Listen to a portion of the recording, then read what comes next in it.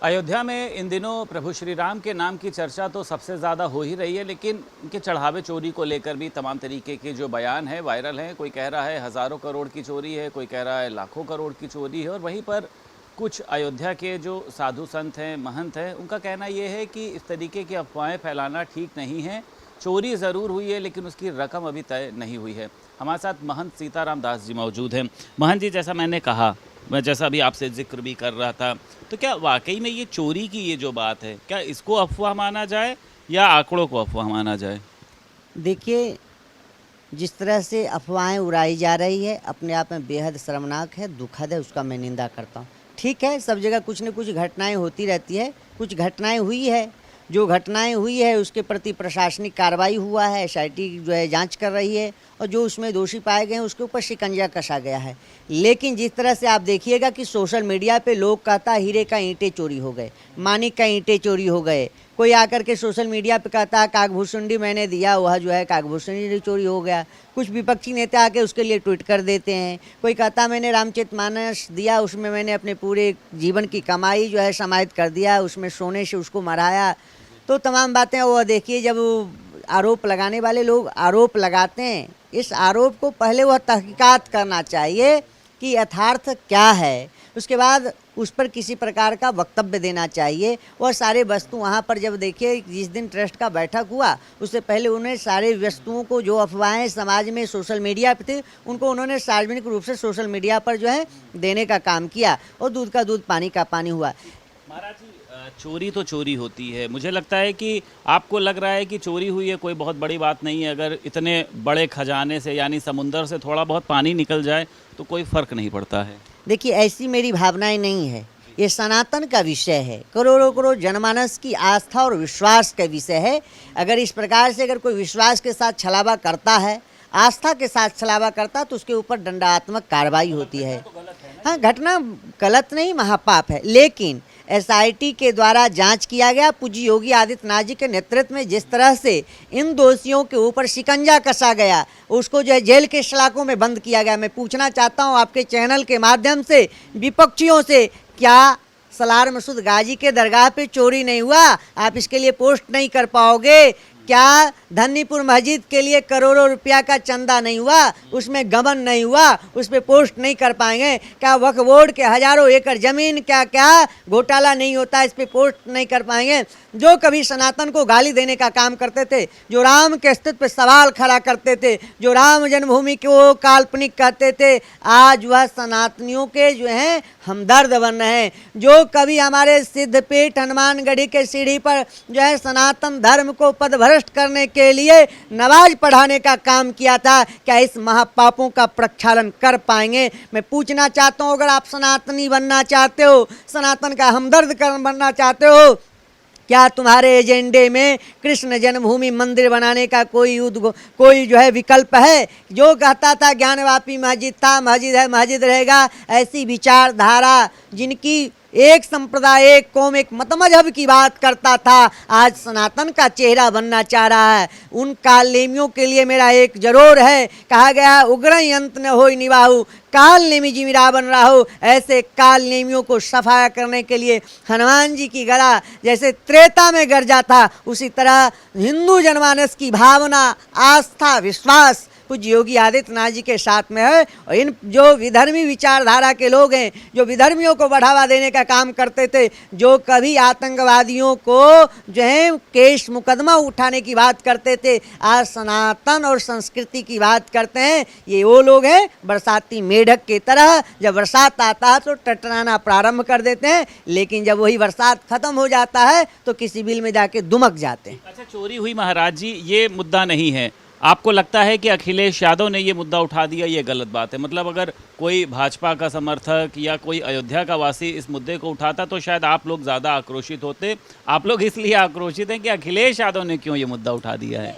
अखिलेश यादव नहीं है, मुल्ला मुलायम सिंह के सुपुत्र अखिलेश खान हैं। निश्चित तौर पर दुर्भाग्यपूर्ण है।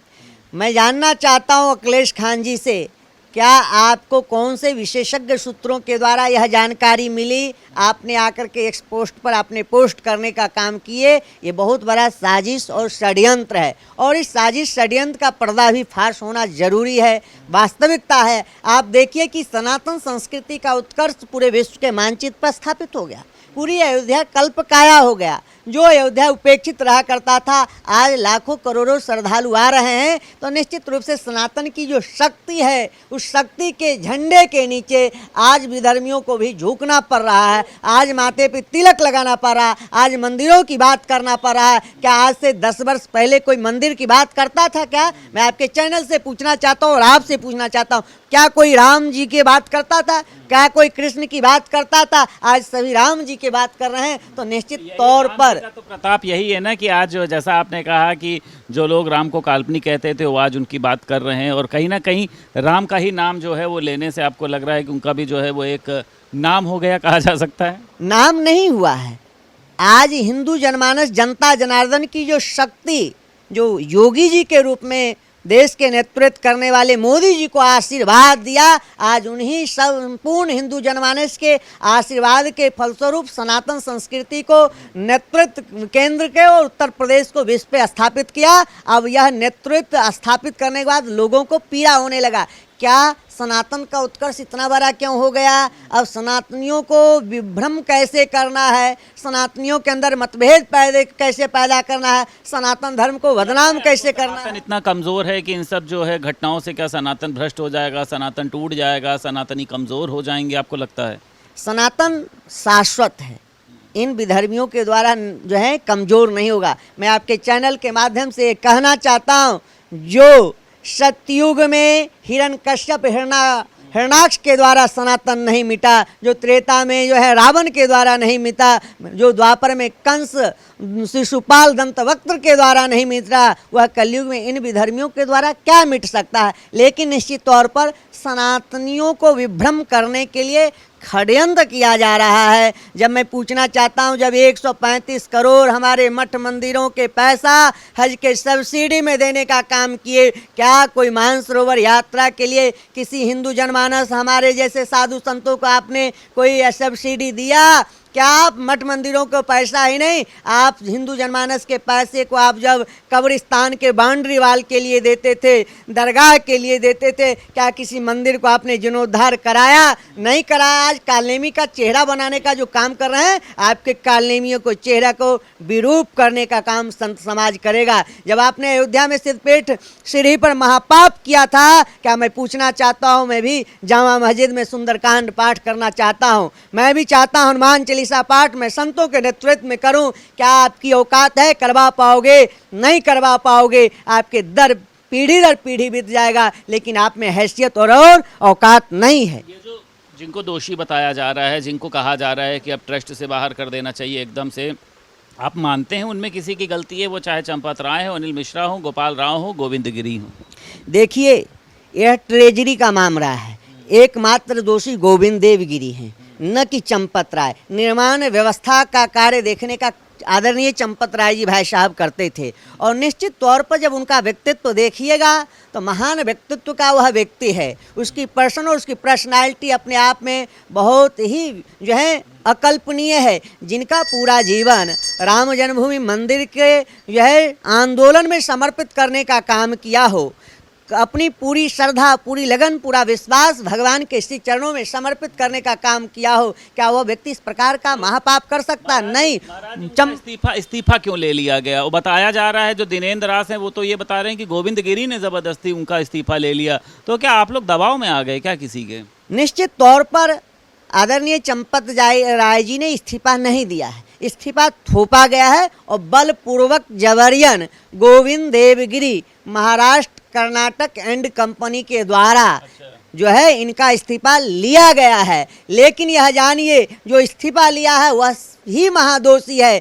ट्रेजरर ही इसका दोषी होता है, खजांची दोषी होगा, न कि ये चंपत राय जी होंगे। आप मानिए कोष में अनियमितताएं हुई है, जो भगवान का चढ़ावा आया उसमें जो भी हेर फेर हुई, जो भी चोरी हुई, आप क्या कर रहे थे? आप बताते हो मैं पुणे में रहता हूँ, मेरा प्रवास पूना होता है। जब आप पुणे में प्रवास करते हो, अयोध्या में क्या कर रहे हो? अयोध्या से क्या लेना देना है? जब आप यहाँ समय नहीं दे पाओगे, सप्ते में जो है रोज का काउंटिंग होता है, रोज का ऑडिट होता है, तो रोज का आप जो है कोई अपडेट है, एक भी इनके द्वारा कोई अपडेट नहीं दिया जा सकता है। पद पर बने हुए हैं ना, इन पर भी आप लोग कार्रवाई की मांग करिए। ये जितना गुस्सा आपके अंदर है अखिलेश यादव के लिए, इतना गुस्सा तो गोविंद गिरी के लिए भी आपके अंदर होना चाहिए। निश्चित तौर पर गोविंद देवगिरी जी के प्रति यह संत समाज आक्रोशित है। ना लगाइए पहली बात तो गोविंद देव गिरी बोलिए, क्योंकि अगर इन्होंने इतना बड़ा महापाप किया है, आप समझिए साधु संत अगर होते हैं तो आपकी भाषा में होते हैं ना, लग्जरी लाइफ नहीं जीते हैं, करोड़ों रुपए की चोरी नहीं करते हैं। देखिए जो इनकी जीवन देखिएगा, जो इनकी जीवन लग्जरियस जीवन है, 2.5 करोड़ के जो है वाहन से चलने का काम करते हैं,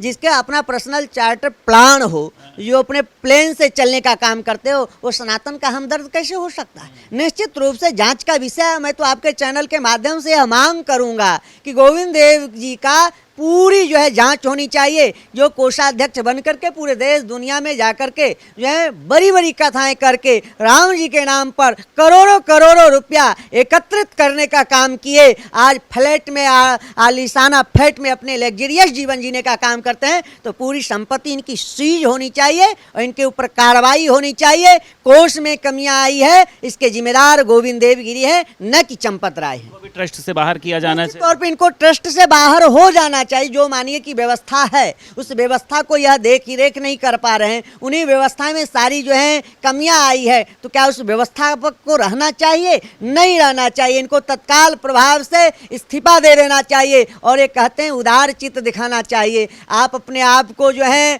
भगवान का भक्त बनते हो, मर्यादा पुरुषोत्तम भगवान के जीवन चरित्र को उठा करके देखो, जरा सा माता सीता के ऊपर जरा सा कलंक लगा था, लेकिन माँ हमारी कलंकित नहीं थी। वो जानते थे हमारे राम भी कि माँ सीता निष्कलंक है, निष्पाप है, लेकिन समाज के लिए उन्होंने सीता जी को भी जो है वनवास देने का काम किया था। अगर आपके ऊपर समाज, आपके ऊपर जनमानस ऐसा कहता है कि आपके द्वारा यह किए गए कहीं न कहीं अनियमितताएं में आप इसके दोषी हो, तो आपको उदार चित्त दिखा करके जो है आपको इस्तीफा दे देना चाहिए। लेकिन आपसे पत्रकार बात करता है, पत्रकार को आप माइक दबा देते हो, उसको जो है अभद्रता करते हो और कहते हो मैं क्यों जो है इस्तीफा दूं। आप ऐसे रावण की तरह अहंकार में अहंकारित हो जाइएगा। यह अहंकार भगवान का आहार है।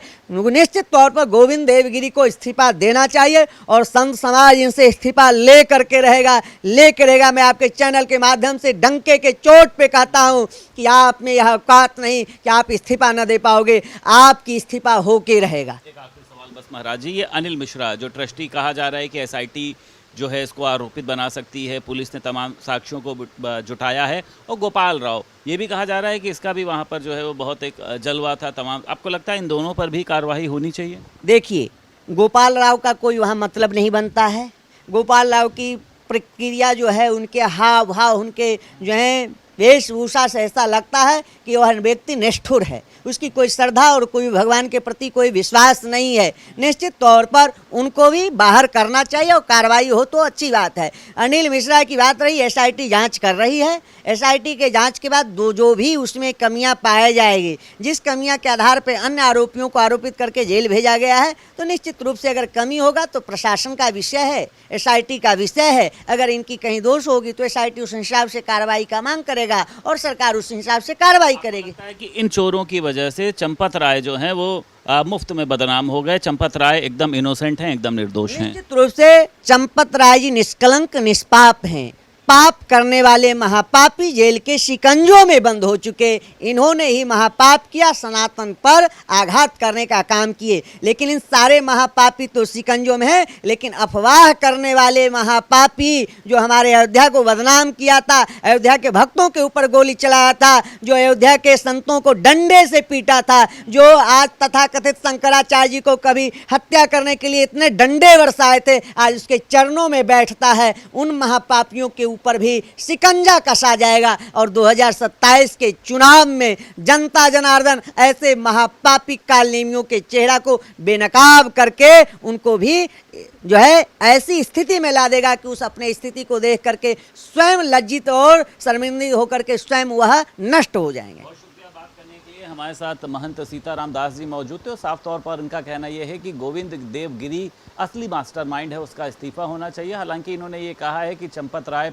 बिल्कुल ये कहा जा सकता है कि निर्दोष हैं, उनको फंसाने का प्रयास किया गया और उसी के साथ साथ अनिल मिश्रा और गोपाल राव पर भी एक कड़ी कार्रवाई होनी चाहिए। अयोध्या से वीडियो जर्नलिस्ट रोहित गुप्ता के साथ संदीप खेर, भारत समाचार।